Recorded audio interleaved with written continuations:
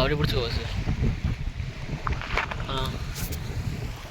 வணக்கம் நண்பர்களே, பாருங்க மாமா வந்து தண்ணிக்குள்ள போய்க்கிருக்காரு. வர்றப்போ பெரிய திமிங்கலமாக பிடிச்சிட்டு வருவாருன்னு பார்த்துக்கிட்டு இருக்கான். பாருங்க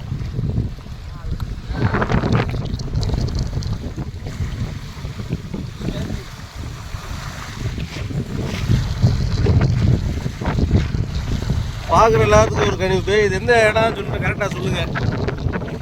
பக்கத்தில் நம்மளால் பைத்தியக்காரன் தெரியும், அவனை அப்புறமேல் காட்டுறேன் பார்த்துக்கிட்டு. பார்த்தீங்கன்னா வலையை கட்டிட்டு வந்தார். இதே அவன் போட்ட வலை. காற்று வேறு நல்லா அடிக்குது. காற்றுல மீனே மாட்டாதுங்க. நாங்களும் தூண்டி விட்டு உட்காந்துருக்கோம். இன்னும் கிடைக்கல. ஒரு 2 மீன் கிடச்சிருக்கு, அவ்வளோதான். பாருங்க, ஒரு வலையை எடுத்துகிட்டு போட்டுக்கிட்டே போனார். திருப்பி அடித்த காற்றுக்கு வலை தூரம் சுற்றிக்கிருச்சு. சுற்றிக்கிட்டு திருப்பி அதை சரி பண்ணிகிட்டே வர்றாரு. காற்று நல்லா காற்று அடிக்குது பாருங்க. திருப்பி சுற்றிக்கிருச்சா?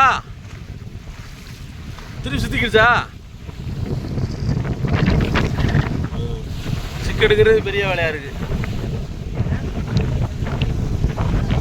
பாருங்க.